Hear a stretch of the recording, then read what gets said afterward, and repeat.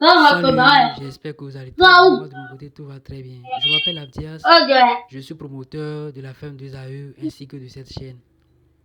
Sur cette chaîne, je parle d'élevage en général et d'aviculture en particulier. Je partage mes expériences, je donne des astuces pour réussir et rentabiliser son élevage en fait. Alors, si vous êtes intéressé par tout ce qui a rapport, que ce soit avec l'élevage des poulets locaux, des poulets Goliath, des poulets pondeuses, des poulets de chair, vous êtes au bon endroit. Il suffit juste de vous abonner, de cliquer sur la cloche de notification pour ne pas rater nos prochaines vidéos. Alors, dans cette vidéo, je souhaite partager avec vous une astuce qui va nous permettre de savoir si nos reproducteurs sont sous-alimentés ou suralimentés en fait. L'astuce concerne rien que ceux qui se sont lancés dans la reproduction ou bien ceux qui pensent se lancer dans la reproduction. Ça peut être la reproduction des poulets Goliath, les poulets de chair, des poulets Brahma ou toute autre espèce qui est susceptible de prendre du poids, en fait. Alors, comment savoir si mes sujets sont suralimentés ou sous-alimentés? Et l'astuce en question, c'est la pesée des œufs. C'est la pesée des œufs.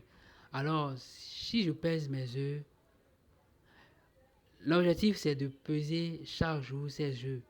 Et ce n'est pas tous les œufs qu'il faut peser. Il faut prendre un échantillon qu'il faut peser.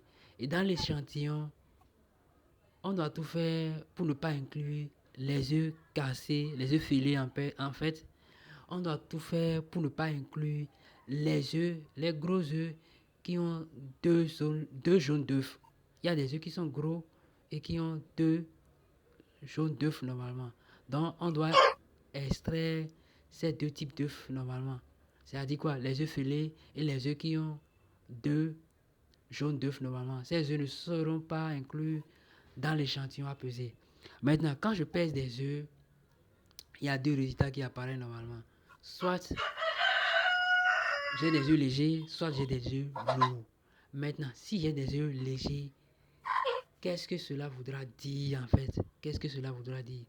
Cela voudra dire que soit mes sujets sont sous-alimentés, soit dans leur alimentation, il y a des taux de protéines, des taux d'énergie qui sont faibles, soit il y a une mauvaise distribution d'eau, soit il y a la présence des maladies, soit dans le bâtiment il y a des températures extrêmes, soit j'ai affaire à des poules légères. Maintenant, si je pèse mes œufs et que j'ai affaire à des œufs lourds, qu'est-ce que cela voudra dire? Cela voudra dire que soit il y a une suralimentation au niveau de mes sujets, soit dans leur aliment, il y a un taux de protéines et un taux d'énergie très élevé en fait. Très élevé.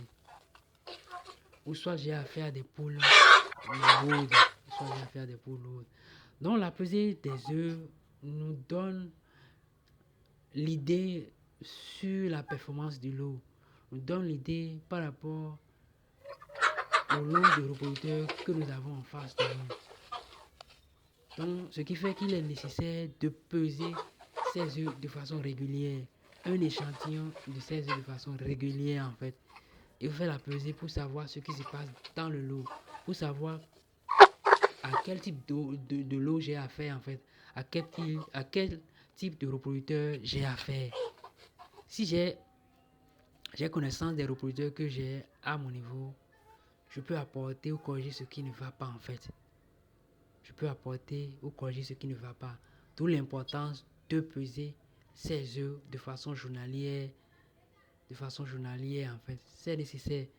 On n'a pas besoin de peser les reproducteurs pour savoir s'ils sont suralimentés ou sous-alimentés en fait. À partir de la pesée des œufs, on peut avoir la connaissance du lot. On peut comprendre les sujets qu'on a en face de soi. On peut comprendre les sujets qu'on a en face de soi en fait. Et c'est l'astuce là que j'ai souhaité partager avec tous ceux qui me suivent en fait. Pensons à peser les œufs de nos reproducteurs. C'est important, c'est l'idéal en fait pour connaître notre lot, pour connaître quel type de sujet auxquels nous avons affaire en fait. Les reproducteurs, c'est des sujets dont le surpoids va déranger, dans le sous-alimentation également va les déranger en fait. Donc, il faut être dans les normes pour réussir l'élevage des reproducteurs, pour réussir la reproduction qui est une bonne activité également. Il faut être dans le juste milieu en fait. Ne pas être en sous-alimentation, ne pas être en suralimentation, mais il faut chercher le juste milieu et rester en fait. Il faut respecter les normes et vous aurez des œufs tout le temps, toute la période de reproduction. Mais si c'est mal géré, le surpoids va amener les sujets à ne plus pondre. Le sous-poids, c'est qu'est-ce que je dis même? Le sous-alimentation va amener les sujets à ne plus pondre de façon progressive, à ne plus pondre en fait. Parce que si le sujet est mal nourri, à la longue, il n'y aura plus de production d'œufs. Il y aura plus de production d'œufs. Et s'il n'y a plus de production d'œufs, il n'y a plus de poussins et il n'y a plus de rentabilité en fait. Alors, l'idéal, c'est d'avoir une balance simple en fait. Une balance simple pour mesurer ces œufs-là. On n'a pas besoin d'une grande balance ou d'une balance à grande capacité en fait, non. D'une petite balance, un plat sur laquelle on peut peser les œufs de façon régulière. On peut poser les œufs et connaître leur poids. On peut connaître la valeur de leur poids également en fait. Et avec une petite balance, on peut régler ce problème-là. Pensons à le faire. Ça va beaucoup nous aider, enfin, ça va beaucoup nous aider. Ça va nous aider à corriger ce qui ne va pas au sein de l'eau. Ça va nous aider à apporter la solution adéquate pour que la reproduction soit une réussite pour nous, en fait. On peut rentabiliser son élevage si on respecte tout. Mais il y a des astuces par lesquelles on peut s'en sortir, en fait. On peut s'en sortir. Et je me dis, il faut se mettre tous les reproducteurs, ça ne va pas être facile. Si vous se mettez à peser également un échantillon de reproducteurs, ça ne va pas être facile également. Mais on peut se mettre à peser un échantillon des œufs. Ça sera facile en fait. À l'aide d'une petite balance, on peut gérer ce problème-là rapidement. On pèse une petite balance des œufs. On pèse les œufs avec une petite balance. Et puis c'est fini. Ce sera facile. Et on aura connaissance de l'eau, des reproducteurs qu'on a en fait. Et puis c'est fini. Alors c'est l'information, c'est l'astuce que je tenais à partager avec vous aujourd'hui. Maintenant, pour ne plus rater nos prochaines vidéos, abonnez-vous à notre chaîne, cliquez sur la cloche de notification et dans les prochaines vidéos, je partagerai également d'autres astuces. Abonnez-vous pour ne plus rater ces astuces-là en fait. Alors que Dieu bénisse chacun de nous sur notre activité.